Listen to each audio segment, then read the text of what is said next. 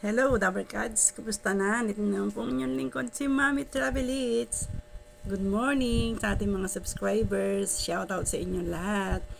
And congratulations! Happy birthday, Raisa!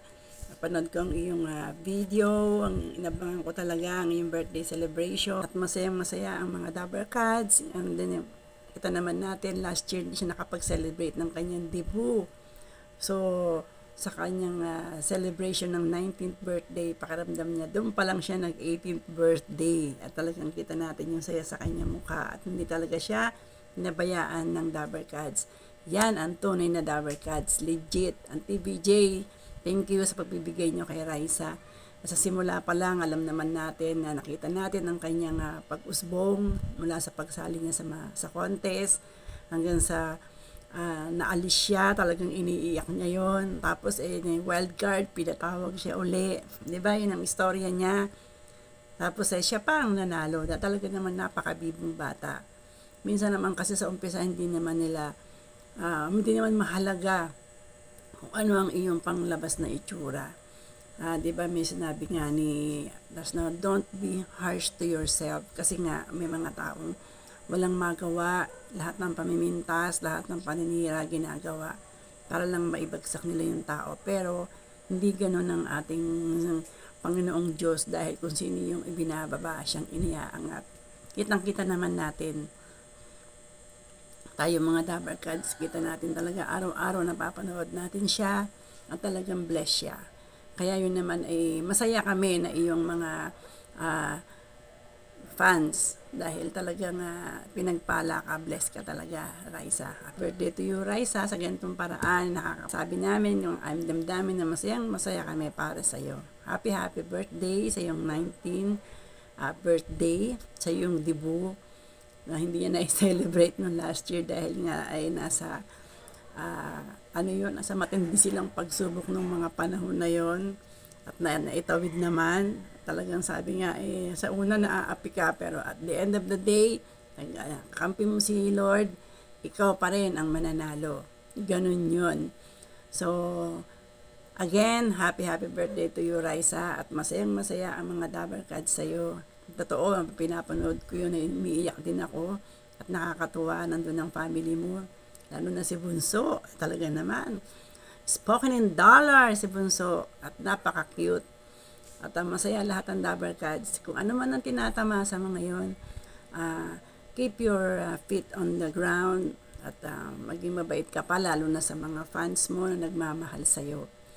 Okay, sa aming mga Dabarkads, nandito lang kami, so suporta kami sa'yo. Kung maintindihin ng mga bashers, inggit lang sila sa'yo.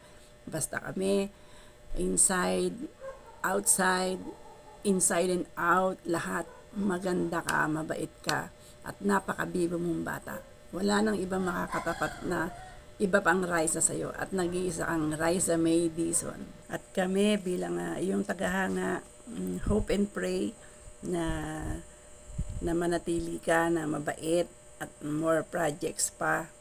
Na kita mo naman pati ang Tito Vic and Joey, talagang love na love ka. Nga lang medyo na-miss ni Tito, siguro meron siyang pinagkakaabalahan. Pero kita mo naman kung gaano kakalab si Boss Joey, nakita mo naman, di ba? Kulang na lang kargahin ka, tandaan mo yung love nila sa'yo. Si Bossig naman, talagang sa simula't simula, yan talaga ang pinakatatay mo. Na nakita namin yan, kung paano ka mahalin ng Dabarkads. Di ba? Kaya yung pagiging sweet mo, kasi noon nung nanonood kami dyan, nakikita ka namin, talagang lahat binabati mo, nagwe-wave ka. Wala kang pinapalampas, kahit na pagod ka na, talagang bumabati ka sa mga fans mo. Tsaka yung pagtawa mo lang na talagang ang sarap-sarap mong tumawa, ngumiti ka lang sa fans, mag-wave ka lang sa fans. Masayang-masaya na kami. Yun ang kagandahan sa iyo, Raisa. Kaya manatili ka na healthy. Ngayon nila tumatangkad ka na ng konti, kaya may nag-i-slim ka na. Kaya okay yan, maintain mo yan. Yung maiwasan mo yun na huwag kang magkakasakit para lagi kang present, o di ba? Talagang sa umpisa pa lang ramdam na namin na napakabait mong bata. Yung simpleng pangarap mong pagkain na noon na napanood namin na I think nag 7 years old ka yata noon na yung magkaroon ka lang ng handang spaghetti at masayang-masaya ka na, 'di ba? Marami kang napasaya, marami kang napaiyak. Pero nag-iisa kang Raisa, wala kang katapat. Kaming humahanga sa iyo, nandito lang kami. Para sumuporta sa iyo.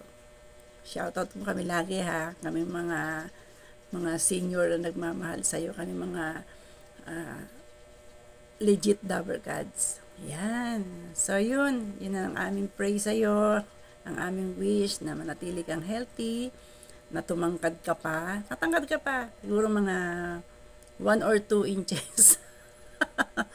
So yun lang at masayang-masaya kami at nakapag-celebrate ka na uli sa Itbulaga.